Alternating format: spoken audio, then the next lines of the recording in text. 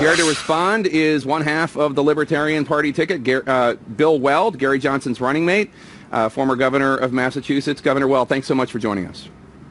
Thank you, Jake. Pleasure.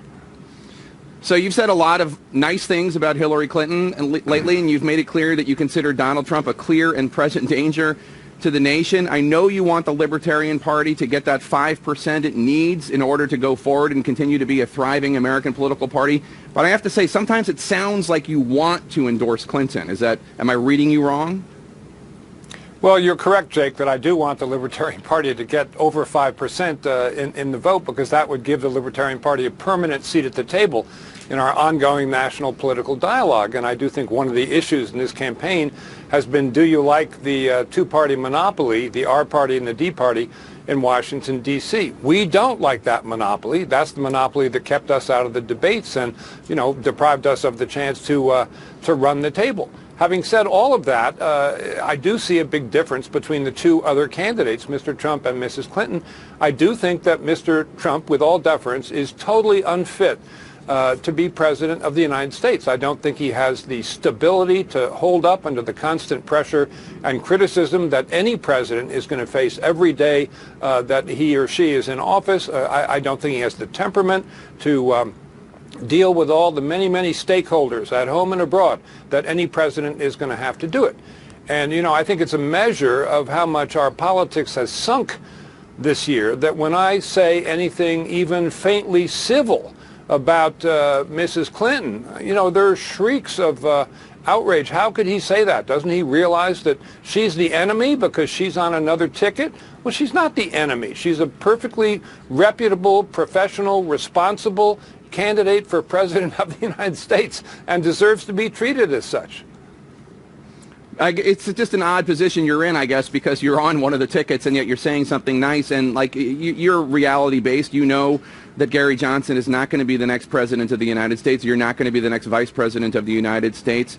And in some ways it might seem to some critics that you're trying to have it both ways, not endorsing Clinton, but you want no responsibility if you and Governor Johnson tip the election in any way to Donald Trump. Am I being unfair? Well, I am on the ticket, and tens of thousands of people in the Libertarian ranks have worked very hard to try to get us to this point, which is a high point to date for the Libertarian Party. You never know where a vote is coming from. My belief is that the Libertarian Party pulls substantially more from Mr. Trump than from Mrs. Clinton. I'm well aware there was an earlier media boomlet for the idea that, oh no, all our voters were millennials and we were pulling millennials from Mrs. Clinton.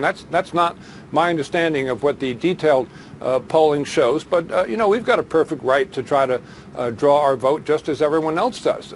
But I have made plain my view of the two candidates, and frankly, I think, Mrs. Clinton recently has been receiving a pretty raw deal from people trying to fan the flames that there's some huge FBI new investigation of her email server, and, there are obviously Republican members of Congress who are in that hunt. It does appear that there may be some disgruntled FBI agents who appear to think that somehow they've been cheated of their prey.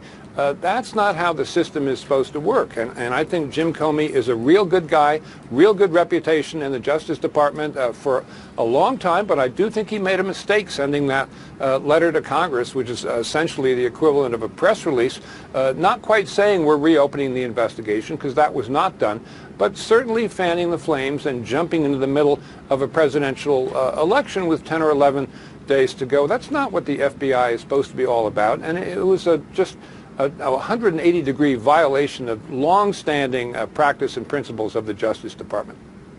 Well, Governor, are you saying that you think that the FBI director should step down or should resign?